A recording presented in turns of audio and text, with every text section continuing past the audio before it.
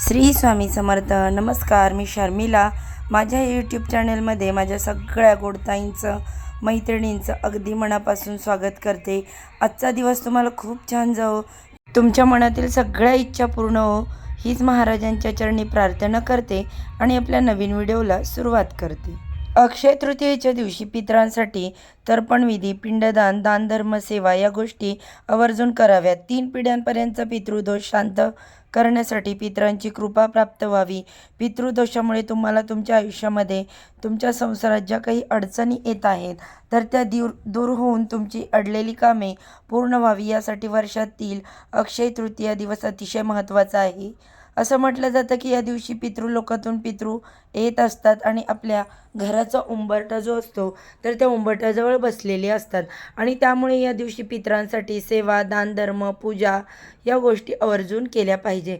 या व्हिडिओमध्ये तुमच्यासोबत पितरांसाठी या दिवशी पूजा कशी करावी, अतिशय साधी आणि सोप्या पद्धत आपण पाहणार आहोत. त्याचबरोबर तुमच्या मूळ घरी जरी तर्पणविधी, पिंडदान या दिवशी केलं जात असेल तरीसुद्धा तुम्ही नोकरीनिमित्त, व्यवसायानिमित्त जिथे कुठे राहत असाल तिथे तुम्ही अशा पद्धतीने सेवा करू शकता, दानधर्म करू शकता. पितरांसाठी जे काही आपल्याला पूजा करायची आहे त्या ती मी तुमच्यासोबत शेअर करणारच आहे. त्याचबरोबर तुम्हाला जर फक्त सासरे नसतील, म्हणजे तुमचे सासरे वारलेले असतील तर त्यांची पूजा कशी करायची, तुमच्या जर सासूबाई वारलेले असतील तर पूजा कशी करावी, किंवा तुम्हाला सासू सासरे दोघेही नाही आहेत तर पूजा कशी करावी, किंवा तुम्हाला सासू सासरे दोघेही आहेत आणि मग त्यांनी त्यांच्या सासू सासऱ्यांची किंवा 3 पिढ्यापर्यंतच्या पितरांची पूजा कशी करायची, अशी ही सर्व माहिती अगदी सोप्या पद्धतीने आपण पाहणार आहोत. त्यामुळे तुम्ही हा व्हिडिओ शेवटपर्यंत नक्की पहा. चॅनलवरती जर नवीन असाल तर सबस्क्राईब करा आणि व्हिडिओला एक लाईक करून कमेंटमध्ये श्री स्वामी समर्थ लिहायला किंवा ओम पितृदेवताय नमः लिहायला विसरू नका. यंदा 19 एप्रिल रोजी रविवारी अक्षय तृतीया आलेली आहे. अक्षय तृतीयाचा प्रारंभ हा 19 एप्रिल रोजी सकाळी 10:49 सुरू होणार आहे आणि 20 एप्रिल 2026 रोजी सकाळी 7:26 ही समाप्त होणार आहे. तर बघा, आता हिंदू धर्मामध्ये उदय तिथीनुसार ही पाहिले जाते आणि उदय तिथीनुसार कोणतेही सण साजरे केले जातात. मात्र यंदा 19 तारखेला अक्षय तृतीया ही साजरी केली जाणार आहे, कारण हा सण दिवसाच्या पूर्वार्धात साजरा केला जातो. खरेदीसाठी सकाळची वेळ योग्य मानली जाते. अशातच अक्षय तृतीया तिथी 20 तारखेला सूर्योदय पाहणार असली तरी अवघ्या काही मिनिटातच, म्हणजे 7:26 ती संपणार देखील आहे. त्यामुळे मुख्य सण हा 19 तारखेला साजरा केला जाणार आहे. यालाच पूर्वाह व्यापिनी किंवा पूर्वार्थ व्यापिनी तिथी असं म्हणतात. अक्षय तृतीयेच्या दिवशी माता लक्ष्मी, भगवान विष्णू यांचे एकत्रित पूजन केले जातं. तर बघा, पितरांची सेवा करण्याचा मुहूर्त किंवा ज्याला काही आपण वेळ म्हणू शकतो तर दुपारी 12 ते 3 वेळ पितरांची सेवा करण्याची मानली जाते. अक्षय तृतीयेच्या दिवशी दुपारी 12 ते 12:30 या वेळेमध्ये तुम्हाला तुमच्या पितरांची सेवा करायची आहे. समजा आता तुम्ही नोकरी व्यवसायानिमित्त बाहेरगावी राहत आहे, तुम्ही तर्पण किंवा पिंडदान या गोष्टी करू शकणार नाही. मग अशा वेळेला तुम्हाला 12 ते 12:30 या वेळेस काय करायचं आहे, तर तुमच्या घरामध्ये जी दक्षिण दिशा आहे, हॉलची असू द्या किंवा कोणत्याही रूमची असू द्या, तर त्या दक्षिण दिशा आहे त्या दिशेला एक छोटा पाट ठेवायचा आहे. त्यावरती मुठभर किंवा आपण एखादी वाटी, एखादा ग्लास तांदूळ टाकायचे आहेत. या तांदळावरती न वापरलेली पणती घ्यायची. त्या पणतीमध्ये जे कोणते तेल तुम्ही देवासाठी वापरता ते तेल टाकायचं आणि सिंगल वात यामध्ये लावायची आणि दक्षिणेकडे जत करून हा दिवा जो आहे तो प्रज्वलित करायचा आणि आपल्याला बसण्यासाठी आसन घ्यायचं. आसन घेऊन त्यावरती आपण बघत बसायचं आहे, दिवा लावायचा. त्यानंतर त्यावेळेला ओम नमो पितृदेवताय नमः, ओम पितृदेवाय नमः हा मंत्र कमीत कमी 11 वेळा तरी म्हणायचा. हा मंत्र म्हणून झाल्यानंतर तुम्हाला जर तुमच्या 3 पिढ्यांच्या पितरांची नावं माहीत असतील तर त्या नावांचा उल्लेख करायचा, उच्चार करायचा आणि जर नावं माहीत नसतील तर मग तुमचं आडनाव किंवा तुम्हाला जी माहिती असेल त्यांची नावं घ्यायची, किंवा आपण आडनाव आणि त्यांचे जी 3 पिढ्यांची पित्र असतील तर या सर्व पितरांना नमस्कार देखील म्हणायचा. माझ्याकडून आपल्या घरातील लहान मोठ्यांकडून काही चूक भूल झाली असेल तर त्याबद्दल क्षमा करा आणि तुमचं जर एखादं काम अडलेलं असेल, संसारामध्ये काही प्रॉब्लेम असतील, घरामध्ये काही समस्या असतील तर त्या सुटाव्यात यासाठी प्रार्थना देखील करायची. आणि तिथून पुढे जशी मला शक्य होईल अशी मी तुमची सेवा करेन. माझ्या सेवेचा स्वीकार करा व तुमच्या आशीर्वादाने माझे हे काम होऊ द्या. माझा संसार सुखाचा होऊ द्या. घरामध्ये पैसे वगैरे सगळं व्यवस्थित टिकून राहू द्या. सगळ्या गोष्टी वेळेवर आणि सर्वांचे चांगले उत्तम आरोग्य मिळू द्या. हे जे काही तुम्हाला वाटतं ती प्रार्थना करायची.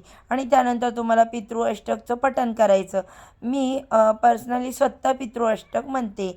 मला पितृ अष्टक खूप आवडतं म्हणायला. जर किंवा तुम्ही पितृस्तुती किंवा पितृस्तोत्र सुद्धा म्हणू शकता. गुगलवर तुम्हाला हे सगळे स्तोत्र जे आहेत तर मिळून जातील. आणि ही सेवा तुम्हाला फक्त करायची. आणि नंतर पिंडदान तर्पण विधी तुम्ही करू शकणार नसाल तर सेम याच पद्धतीने दिवसा किंवा संध्याकाळी दिवे लागणीच्या वेळेला सूर्योदय मावळल्यानंतर ह्या जो तुम्हाला दिवासुद्धा हा लावायचा आहे. त्याचबरोबर या दिवशी तुम्ही जिथे कुठे आहात जगाच्या पाठीवर तिथे तुम्हाला पाण्याने भरलेला एखादा नवीन माठ, घरातील जुना नाही नवीनच माठ आणायचा, त्यामध्ये पाणी भरायचं आणि पाण्याने भरलेला हा माठ किंवा त्याला सुरईसुद्धा म्हटलं जातं, ही छोटी असते बघा. तर ती पाण्याने भरलेली सुरई या दिवशी एखाद्या गरजू व्यक्तीला, गरीब व्यक्तीला पितरांचं स्मरण करून त्यांचं नाव घेऊन दान करायची. सेम तुमच्या ज्या काही समस्या असतील, अडचणी असतील त्या सुटाव्यात यासाठी प्रार्थना वगैरे म्हणायची. जर तो माठ आणायचा, त्याचं पूजन करायचं, त्याच्यामध्ये पाणी भरायचं, पितरांना तुम्हाला जे काही प्रार्थना करायची आहे ती प्रार्थना करायची. आणि त्याचबरोबर दुपारी 12 ते 4 या वेळेमध्ये हा माठ तुम्हाला पाण्याने भरलेला दान करायचा आहे. कोणी जर नेणारं नसेल तर घराच्या आजूबाजूला जिथं कुठं एखादं मंदिर असेल तर तिथे तुम्ही तो ठेवून आलात तरी, दान केलं तरीसुद्धा चालेल. हे झाले पितरांच्या नावाने. आता प्रॉपर दानधर्म समजा तुम्हाला पितरांची जी पूजा आहे जी प्रॉपर करायची, तर तुमचे सुरुवातीला सासू सासरे तुम्हाला दोन्ही नसतील तर कशा पद्धतीने पूजा करायची ते सांगते. तर समजा आता तुम्हाला सासूही नाही आणि सासरे नाहीत, मग अशा वेळेला काय करायचं? दुपारी 12 वाजता पूजेला सुरुवात करायची. दक्षिण दिशेला तोंड करून तुम्ही स्वतः बसायचं आहे आणि दक्षिण दिशेला एखादा पाट तुम्हाला ठेवायचा आहे. त्या पाटावरती वस्त्र अंथरून घ्यायचं आहे. पांढऱ्या रंगाचं वस्त्र अंथरा. तुम्हाला बसण्यासाठी आसन घ्या आणि सुरुवातीला दिवा लावायचा आहे. धूप दीप अगरबत्ती लावा आणि त्यानंतर एक पत्रावळी तुम्हाला घ्यायची आहे. पत्रावळी किंवा एखादं ताट तुम्ही घेतलं तरीसुद्धा चालतं. त्यावर तुम्हाला जसं बघा पाऊणशेर किंवा किलोभर जे काही किलो, खूप कमी पण नाही खूप जास्त पण नाही, असे थोडेसे गहू किंवा एखादे तांब्या भरून गहू असे टाकायचे. आणि त्यानंतर तुम्हाला एक मोठा माठ ठेवायचा आहे. त्याला केळी असं सुद्धा म्हटलं जातं. आणि त्यावर एक छोटा माठ असतो, त्याला करा म्हटलं जातं. आता तुम्हाला सासू सासरे दोन्हीही नाही म्हणून तुम्हाला केळी आणि करा दोन्ही पूजा करायची आहे. केळी म्हणजे ज्यांना सासू नाही आहे त्यांनी केळीची पूजा करायची असते आणि ज्यांना सासरे नाहीत त्यांनी कराची पूजा करायची असते. पण तुम्हाला सासू सासरे दोन्ही नाही आहेत तर मग खाली प्लेट किंवा पत्रावळी घेतली, त्यावर गहू, त्यावरती आपण ही केळी म्हणजेच मोठा माठ ठेवायचा. त्या माठामध्ये पाणी टाकायचं, त्यामध्ये हळद कुंकू तुम्हाला टाकायचं, तुळशीचं पान, सुपारी, 1 रुपयाचं नाणं, एखादं फूल देखील टाकायचं. त्यानंतर त्यावर करा ठेवायचा. तो करासुद्धा सेम पाण्याने भरायचा. त्यावर सुद्धा त्यामध्ये ह्या वस्तू टाकायच्या. आणि मग तुम्हाला बऱ्याच ठिकाणी काय केलं जातं बघा, खरबूज ठेवलं जातं, बऱ्याच ठिकाणी आंबा ठेवला जातो. जर तुमच्याकडे काय ठेवायची पद्धत किंवा तुम्ही घरातील मोठ्या मंडळींना, तुमची जी काही भावकीतील असतील त्या मंडळींना विचारायचं. आणि मग वरचा जो करा आहे छोटा माठ, त्यावर तुम्हाला तुमच्याकडे जे ठेवलं जातं किंवा तुमच्याकडे खरबूज, आंबा, काशीफळ, भोपळा या व्यतिरिक्त काय ठेवलं जातं तर ते तुम्हाला ठेवायचं आहे. आणि हे ठेवून द्यायचं. आणि दोन्ही माठ हे आहेत ते एकत्र तुम्हाला तिथे ठेवायचं. आणि केळी यावर कुंकवाने उभ्या रेषा ओढायच्या नाहीत. माठावर देखील ही आपण पितरांची पूजा करत आहोत म्हणून करा आणि केळी यावरती आपल्याला चंदनाने वरून खाली रेषा ओढायच्या आहेत. बघा, कलश मांडणी वगैरे करत असताना, पूजा करताना जेव्हा आपण कलश वगैरे भरतो त्यावेळेस कुंकवाने खालून वरती रेषा ओढतो, पण पितरांची सेवा करताना आपण वरून खाली चंदनाने 5 रेषा ओढून घ्यायच्या. दोन्ही यावरती जो कलावा धागा असतो तर तो 3 वेळा या कराला म्हणजेच केळीला गुंडाळून घ्यायचा आणि 3 वेळा धागा गुंडाळायचा, कारण ही आपण पितरांची पूजा करत आहोत. आणि तुमच्याकडे जर आंब्याची पानं म्हणजेच आंब्याचा ढाळा जर ठेवण्याची पद्धत असेल तर तुम्हाला आंब्याचा ढाळासुद्धा या माठामध्ये किंवा हा जो करा केळी ठेवायची आहे त्याच्या कडे जी पद्धत नसेल ठेवायची तर नका ठेवू. या पद्धतीने साधी सोपी पूजा मांडणी जर सासू सासरे दोन्ही नसतील तर या पद्धतीने करायची. आणि याच पूजेचं वगैरे सगळं करून घ्यायचं. आणि या दिवशी पुरणपोळीचा स्वयंपाक केला जातो, आंब्याचा रस बनवला जातो. अक्षय तृतीयापासून बऱ्याच जणांकडे आंबे खायला सुरुवात देखील केली जाते.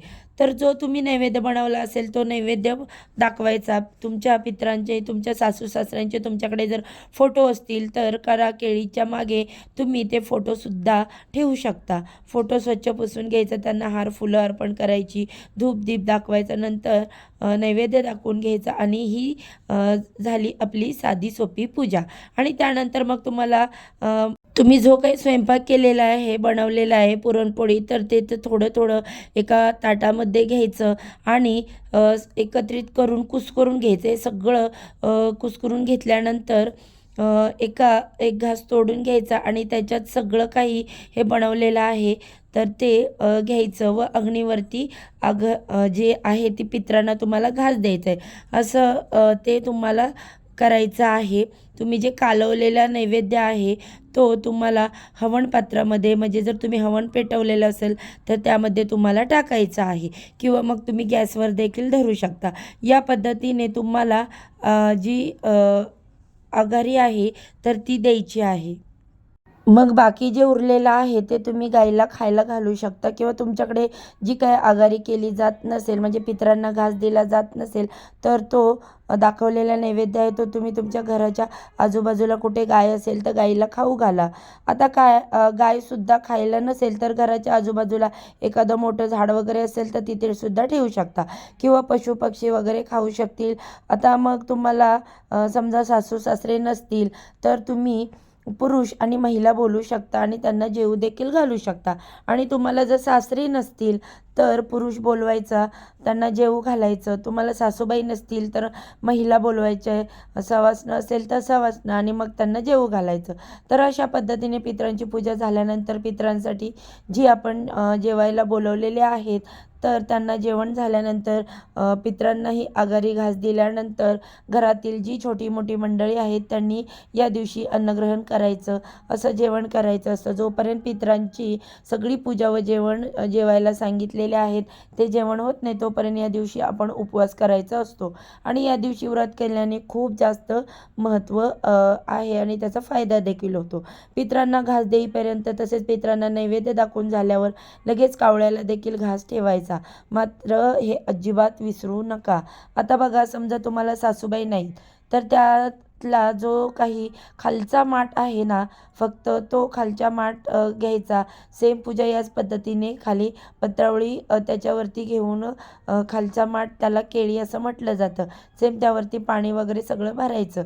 त्यावरती झाकण ठेवून त्या झाकणावरती खरबूज असेल तर खरबूज किंवा आंबा ठेवला असेल तरी चालेल. त्या व्यतिरिक्त काही ठेवत असतील तर ते ठेवायचं आणि सेम आता असं सांगितलं तशी पूजा करायची.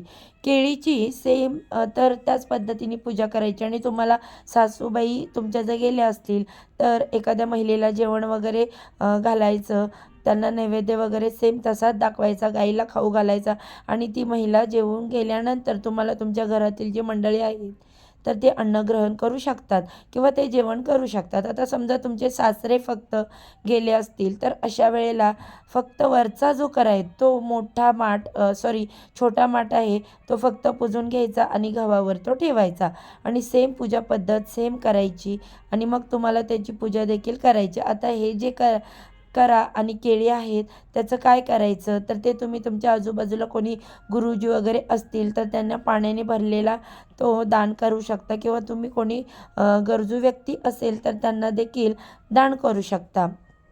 आता बघा, कोणी घेणारं नसेल एखाद्या मंदिरामध्ये ते तुम्ही ठेवू शकता. हे जे पाणी वगैरे ते तुम्हाला दुसऱ्या दिवशी लगेच दान करायला जमलं नाही तर घरातील तुळस वगैरे सोडून झाडांना देखील त्यातलं पाणी टाकायचं. आणि जेव्हा तुम्ही मंदिरात किंवा इतर कोणाला देत आहात तर वेळेला दुसरं स्वच्छ पाणी भरून त्यावेळेस पाण्याने भरलेला हा माठ दान करा.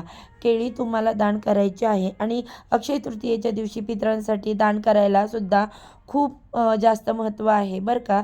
तर या दिवशी हा करा आणि केळी सोडून दुसरा माठ तुम्ही विकत आणू शकता आणि तो माठ पाण्याने भरून तुम्हाला पितरांचे स्मरण करून देखील तो दान करायचा आहे. सासू सासरे दोन्ही नसतील तर केळी आणि कराळे दोन्हींची पूजा करायची. दुसऱ्या दिवशी हे जे खालचे गहू आहेत ते तुम्ही दान करू शकता, एखाद्या मंदिरामध्ये ठेवू शकता किंवा गाईला खाऊ घाला, पक्ष्यांना खाऊ घाला. आणि जे फुलं वगैरे आहेत ते सगळं निर्माल्यामध्ये टाकायचं. आणि खरबूज, आंबा जे तुम्ही ठेवलेलं आहे ते सुद्धा करा केळीसोबत दान करायचं आहे. आणि मातीची पणती, दिवा वगैरे लावलेला असेल तर तो सुद्धा दुसऱ्या दिवशी तुम्हाला विसर्जित करायचा आहे. कणकेचा दिवासुद्धा लावला तर असेल दुसऱ्या दिवशी तो सुद्धा तुम्हाला विसर्जित करायचा. एखाद्या झाडाखाली तुम्ही ठेवून देऊ शकता. तुमचे शेत वगैरे असेल तर मातीतसुद्धा तुम्ही ते दाबून देऊ शकता किंवा मग पाण्यामध्ये एखाद्या तुम्ही सोडलं तरी चालेल. तुम्हाला जर सुतक, मासिक पाळी असेल तर या पितरांची सेवा तुम्हाला यामध्ये करता येणार नाही. बघा आता ज्या घरामध्ये पती पत्नी वारलेले आहेत, मी तुम्हाला आजोबांचे उदाहरण सांगते. त्यामध्ये समजा आजी अगोदर वारली आहे म्हणजे आजी जर सवासनं गेली असेल तर मग तुम्ही त्या केळीला कुंकू आणि हळद देखील लावावी. आणि जर समजा नंतर आजी गेली असेल तुम्ही त्या केळीला बुक्का लावू शकता. मात्र करा याला चंदन, अष्टगंध, बुक्का यापैकी कोणताही गंध लावला तरीसुद्धा चालेल. पण समजा जे वारलेले आहेत पण ते पती पत्नी नाहीत पण आपल्या घरातील ते पितर आहेत म्हणून आपण पुजतो, तर मग जेव्हा असं असेल तेव्हा कराही सेपरेट ठेवायचा आणि केळीही सेपरेट ठेवायची. ती एका पाटावर ठेवायची आणि त्याची सेम पद्धतीने पूजा करून घ्यायची. तर अशा प्रकारे 19 एप्रिलला रविवारी अक्षय तृतीयेच्या दिवशी पितरांची पूजा कशी करायची, सासू सासरे नसतील तर पूजा कशी करावी, असतील तर पूजा कशी करावी, आणि जर ते सासू सासरे नसून इतर कोणते पितर असतील तर कशा पद्धतीने पूजा करावी, संपूर्ण माहिती मी आजच्या व्हिडिओमध्ये तुम्हाला दिलेली आहे. तर व्हिडिओ कसा वाटला, आवडला तर जाता जाता एक लाईक करा, चॅनेलला सबस्क्राईब करा, बाजूला असणारे बेल आयकॉन देखील प्रेस करा. चला तर आजच्या व्हिडिओचा इथेच एंड करते. सर्वांना श्री स्वामी समर्थ. ओम पितृदेवताय नमो नमः.